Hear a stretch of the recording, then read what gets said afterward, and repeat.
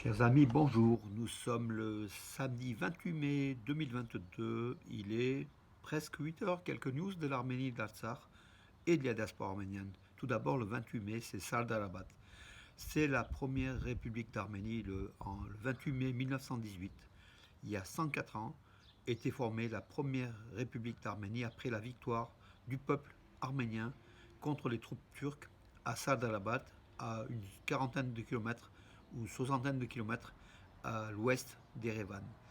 Donc l'Arménie a gagné et a déclaré son indépendance le 28 mai 1918. Une république par contre qui n'a duré que 2 années, un peu plus de 2 ans, donc jusqu'en décembre 1920, avant d'être soviétisée. Et puis après, donc l'indépendance, hein, une seconde indépendance, le 21 septembre 1991, pardon, voilà, donc date de l'indépendance de la dernière république, celle-là, donc celle qui est là, qui célèbre aujourd'hui cette première république d'Arménie, l'Arménie qui après 600 ans après la perte de l'Arménie cilicienne, en fait, du royaume arménien de Cilicie, et 900 ans après la chute d'Ani, donc la dernière Arménie des Bagratites, en fait, le dernier royaume arménien de la Grande Arménie, de l'Arménie, donc 9 siècles après, donc en 1918, une république d'Arménie renaissait, donc une Arménie renaissait tout simplement, un État arménien.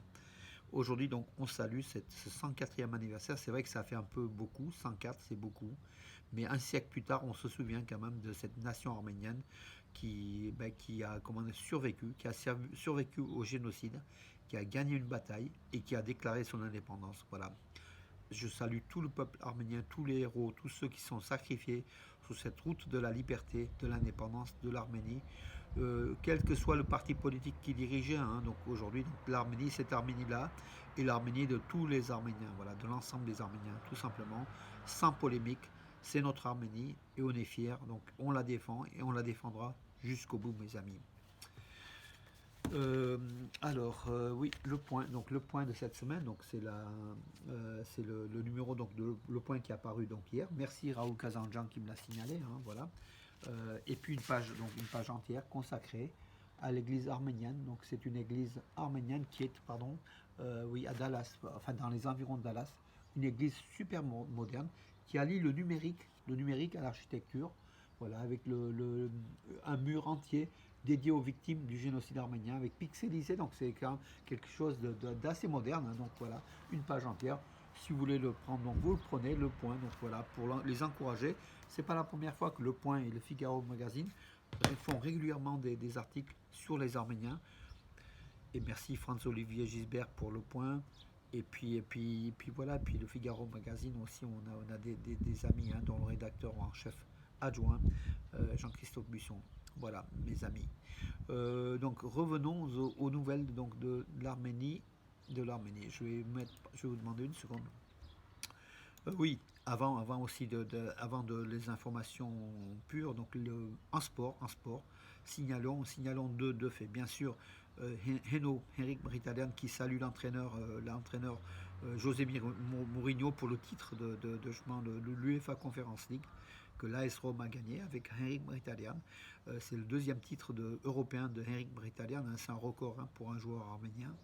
Il salue José Mourinho qui l'appelle donc le grand maître, voilà. La réconciliation a eu lieu donc entre Mourinho et Mkhitaryan. On se souvient à Manchester United, donc le différend qu'il y avait entre le joueur arménien et puis l'entraîneur portugais. Voilà.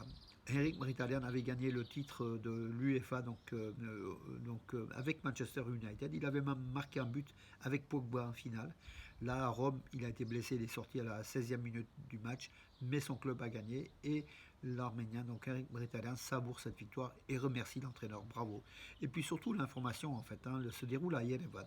Les championnats d'Europe de boxe, hein, donc à Yerevan, donc c'est un événement, hein, donc au Hamalir, au centre Garen Demirjan à Yerevan, où se tiendra d'ailleurs le 11 décembre la finale d'Eurovision Junior 2022, voilà, puisque Malena qui avait gagné donc à Paris en décembre 2012, pardon, on est loin, en décembre 2021, voilà, donc se tiendra la finale de l'Eurovision le 11 décembre, voilà. Oui, avec Kami Kami, donc le nom de la chanson, qui a plus de 12-13 millions de vues, hein, c'est énorme, énorme. Surtout à ces championnats d'Europe de boxe, 4 Arméniens sont en demi-finale. Ça veut dire qu'en fait, il y aura 4 médailles. Au minimum, ce sont des médailles de bronze. Voilà l'Arménie qui aspire même à des médailles d'or. On verra. Donc, ça sera demain, les demi-finales, pour voir les places de finalistes. Donc, 4 Arméniens. Donc, c'est Raphaël Ovanessian, Arthur Bazayan, pardon, qui a battu un Turc en quart de finale, et il est en demi-finale. Hovannes Bachkov, bien sûr, la médaille de bronze olympique, hein, donc joueur de Gumli, hein, qu'on affectionne particulièrement. Hovannes Bachkov, il est très très fort. Et puis Narek Manassian, qui s'est imposé facilement qui s'est imposé sur. Attendez, je vais vous le dire. C'est lui. Il s'est imposé donc sur un. Pardon, je vous demande une seconde. Oui, il s'est imposé facilement sur un autre Arménien, sur Vahan Nanizanian, qui représentait la Grèce. Voilà, l'Arménien qui représentait l'Arménie a gagné. On préfère. Euh, on est quand même aussi pro-grec, hein, mes amis, hein, et puis on salue tous nos amis grecs. Mais c'est bien qu'à Erevan, les Arméniens puissent gagner donc des médailles. Bravo, bravo. Donc on aura au minimum 4 médailles, mes amis, à ces championnats d'Europe qui se déroulent pour la première fois à Yerevan, et c'est historique. Voilà. L'autre événement, donc hier, donc l'armée arménienne s'est entraînée, surtout par des tirs de missiles lance-roquettes Smerch, qui sont terribles, hein, sont vraiment des armes très très puissantes.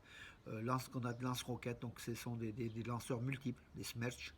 Donc entraînement, donc voilà, l'Arménie se prépare aussi, se prépare à remettre le niveau donc de son armée en fait, hein. Il vaut mieux se préparer, hein, dans ce Sud-Caucase, d'autant plus que le ministre de la Défense turc hier soir est arrivé donc à Bakou pour rencontrer son homologue azéri. Voilà, donc l'axe pantouranien marche toujours fort. Donc le ministre de la Défense turc, c'est Hulusi Akar, qui a rencontré Zakir Hassanov. Voilà, et au ministère de la Défense donc d'Azerbaïdjan. Voilà, tout ça, c'est sur le dos des Arméniens, c'est sur la tête des Arméniens à coup sûr, hein, mes amis, on ne peut pas se tromper. Et on le sait par l'expérience, nous le prouve, hein, mes amis.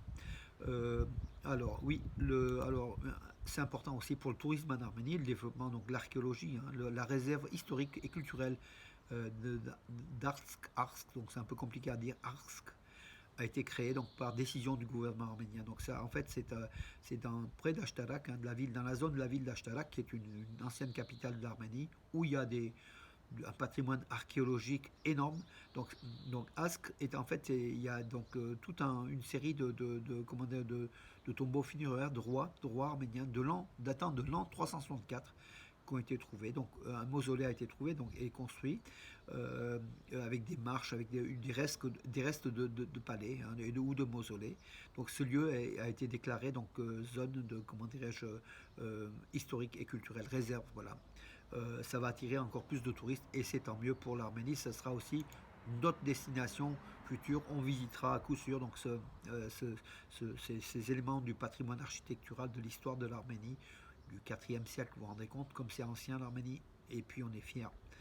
Alors, la création d'un centre de contrôle de satellites en Arménie contribuera à la mise en œuvre efficace de travaux de sécurité.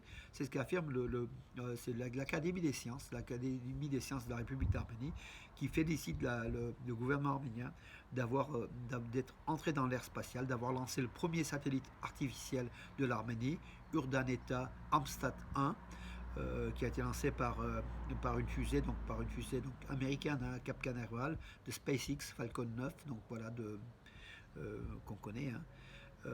C'est une première, et ce satellite a priori est un satellite d'observation qui va servir la sécurité de l'Arménie. Voilà, donc c'est une très très bonne chose, mes amis.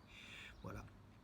Et puis bien sûr, le dictateur Aliyev qui encore affirme, il est fier, il dit il n'y a pas eu le mot Haut-Karabakh, et la dernière réunion à Bruxelles l'a une nouvelle fois prouvé. Pour lui, le Haut-Karabakh, le mot a disparu. le Karabakh fait partie de l'Azerbaïdjan et basta, quoi, et tout, voilà. Et il dit, donc, en plus, avec sa rencontre avec Pachinian à Bruxelles, Pachinian ne dit pas la même chose, hein, vous savez, mais il est vrai que Bruxelles est favorable à l'intangibilité donc, des frontières, enfin l'intégrité territoriale de l'Azerbaïdjan, dont l'Artsakh, le Haut-Karabakh fait partie du territoire, voilà, de cet Azerbaïdjan, mais nous on n'est pas d'accord. Le sort des Arméniens du Haut-Karabakh doit être statué. Le Haut-Karabakh doit avoir un statut pour sa population arménienne, endémique, originaire, hein, donc de la région, et ils sont au nombre de 125 000. Et l'OSCE, c'est pas Bruxelles, c'est le groupe de Minsk de l'OSCE qui doit statuer de son sort. C'est ce que dit la Russie, c'est ce que disent les États-Unis, c'est ce que dit l'Arménie aussi. Mais on ne comprend pas que donc, ces relations avec Bruxelles, avec ce Charles Michel qui est un corps mou, hein, qui est vraiment quelqu'un voilà. En tout cas, l'Europe n'est pas favorable à l'Arménie, ça c'est certain. Voilà. Et toutes les rencontres à Bruxelles peut-être apaisent la situation entre l'Arménie et l'Azerbaïdjan, c'est ce qu'il faut, parce qu'on n'est pas pour la guerre, bien sûr, et puis c'est déséquilibré. L'Azerbaïdjan a le soutien total de la Turquie, l'Arménie se trouve seule, avec de temps en temps peut-être un soutien de la Russie, mais un soutien discret. L'Europe à Bruxelles, toutes les négociations qui se passent en Europe pour l'Arménie, c'est pas bon, c'est plutôt favorable au couple turco-azéri, tout simplement, mes amis. Voilà, et puis il ne faut pas s'en féliciter de ces rencontres de Pachinian à Bruxelles avec Charles Michel. C'est momentané, c'est peut-être fait pour un peu dégonfler la tension, mais à terme, c'est pas profitable au sort des Arméniens de l'Artsakh, et ça on le sait. Voilà. Et puis on salue aussi, bien sûr, hier, donc la rencontre entre Michel Hidalgo, attendez, c'est pas Michel Hidalgo, pardon.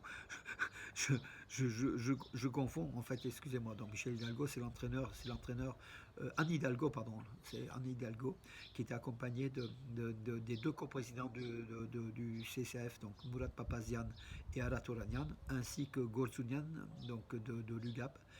Et puis le fils comment dirais-je, à Devedjian. Ils ont rencontré le président de la République de l'Artsakh.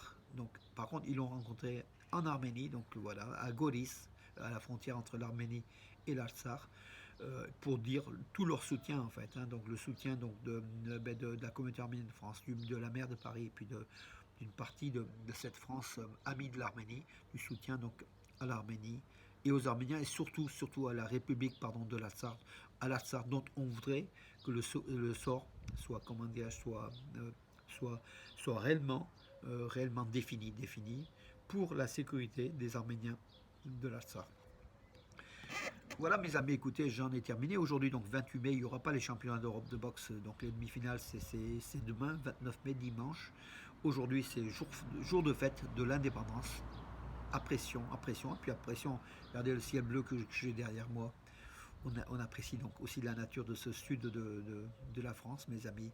Et je salue à tous les Parisiens et tous les autres Arméniens d'Arménie, et puis les centaines d'auditeurs qui m'écoutent et qui visionnent donc chaque jour ces vidéos où je prends l'actualité arménienne un petit peu, comment dirais-je, de façon facile, de façon amicale. Et je crois que c'est ce qu'il faut, sans tension, et puis dire les choses importantes qui se déroulent en Arménie, en Artsakh et en diaspora arménienne. Mes amis, restons unis, restons soudés, plus que jamais. L'Arménie traverse donc une année 2022 difficile, l'Arménie et surtout l'Artsakh, mais l'espoir est là, mes amis. Il n'y a qu'à voir la relance du tourisme en Arménie, cette joie dans les rues d'Erevan, malgré tout, malgré ce qui s'est passé en septembre-octobre 2020.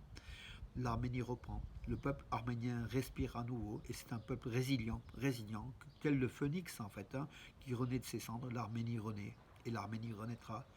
Et nous on sera derrière, mes amis, toujours derrière, fidèles à l'Arménie, à l'Artsakh, puis fidèles à cette France qu'on adore aussi. Hein. Vive la France, vive l'Arménie, et puis vive le peuple arménien, mes amis, et vive le peuple français, amis. Bonne journée.